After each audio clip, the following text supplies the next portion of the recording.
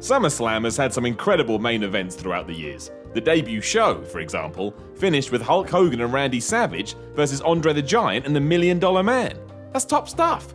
Imagine you replaced either team with the Shining Stars. Instantly no one cares. But for every Taker Austin, Lesnar Rock and Punk Cena, SummerSlam hasn't half made some mistakes over the years. Mistakes that strike right in your heart and sting like the pain of 1,000 voices crying out.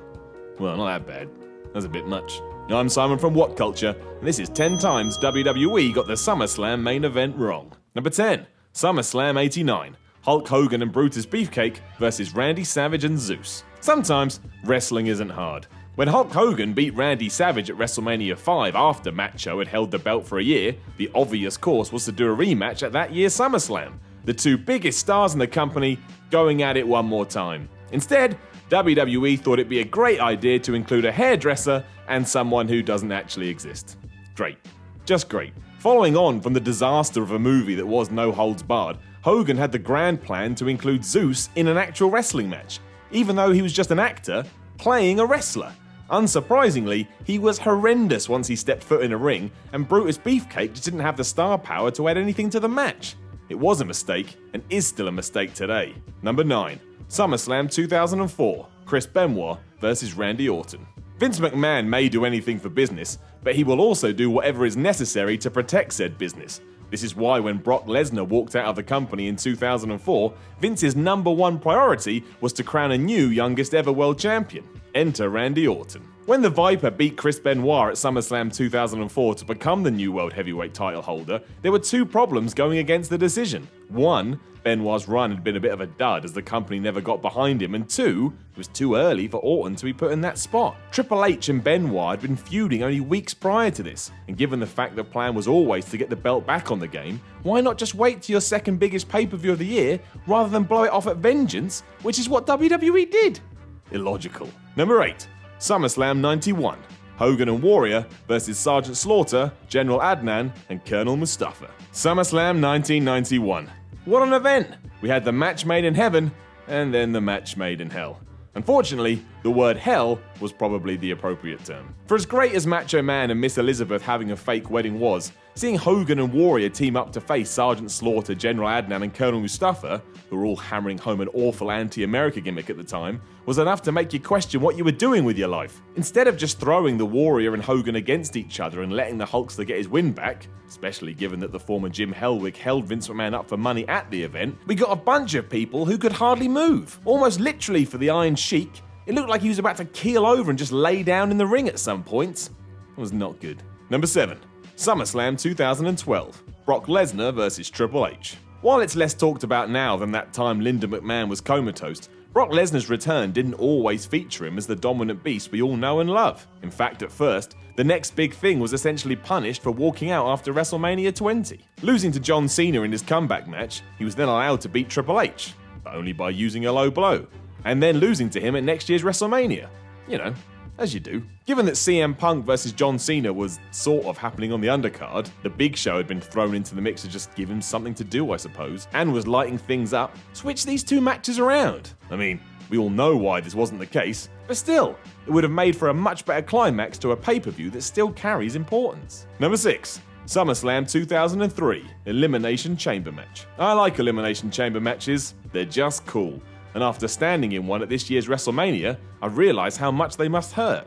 Honestly, that thing is harder than deadlifting. Closing SummerSlam 2003 with one wasn't the way to go though. At this point, Goldberg was the most exciting thing in the WWE, even if the man himself wasn't so enthused to be there. Running through The Rock, Christian and Chris Jericho, it was obvious the next step was the World Heavyweight title and Triple H.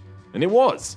Kinda. For whatever reason, we all know the reason, Goldberg's first shot at the gold was in the Elimination Chamber, along with Shawn Michaels, Kevin Nash, Chris Jericho, Randy Orton, and champ Triple H. Hunter won after hitting Bill in the head with a sledgehammer, only for the man with the second most famous streak in wrestling to straight up destroy him the following month at Vengeance. What?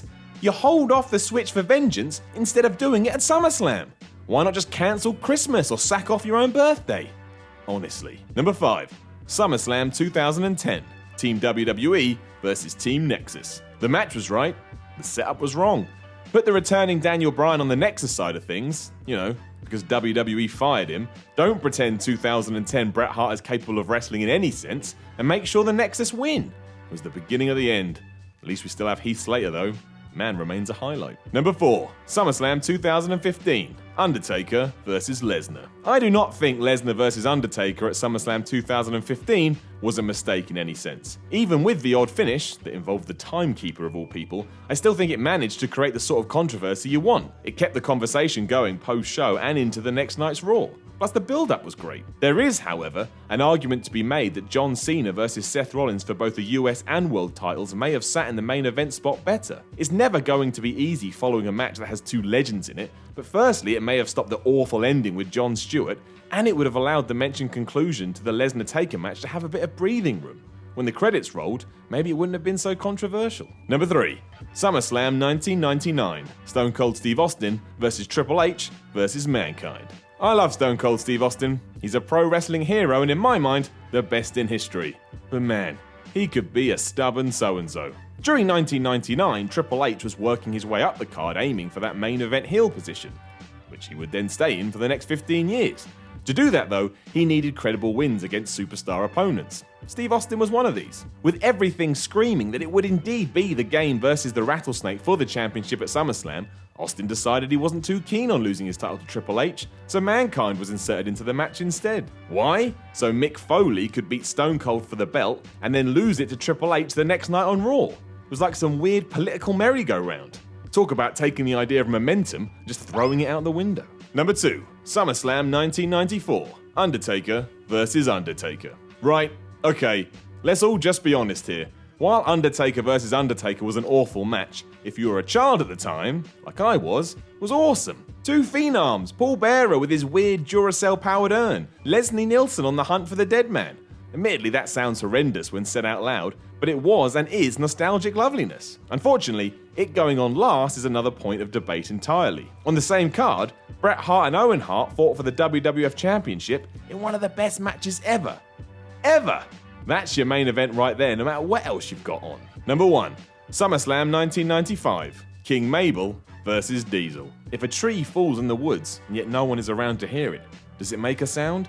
Is an old adage which makes you feel warm and fuzzy inside.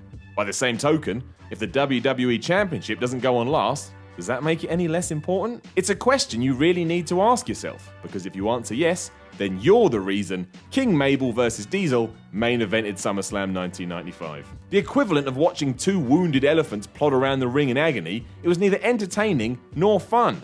Furthermore, the bout before it was the awesome Shawn Michaels vs Razor Ramon ladder match number 2. And on top of that, you could have subbed out Mabel for, I don't know, Bret Hart. There's always an exception to the rule. This is that exception. Let us know of any other poor SummerSlam matches in the comments below, and then don't forget to like, share, and subscribe. Then come find me on Twitter at SimonMiller316, and you can join the MWO, the Miller World Order. I'm Simon from WhatCulture, and always believe.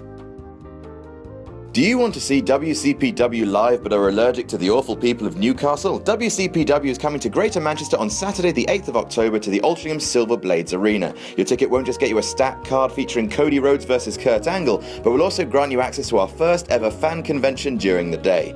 Meet the WhatCulture guys, have photos with your favourite WCPW wrestlers, a host of other surprises, and VIP members will get to meet Kurt Angle and Cody Rhodes in person. Tickets can be bought at wc.pw.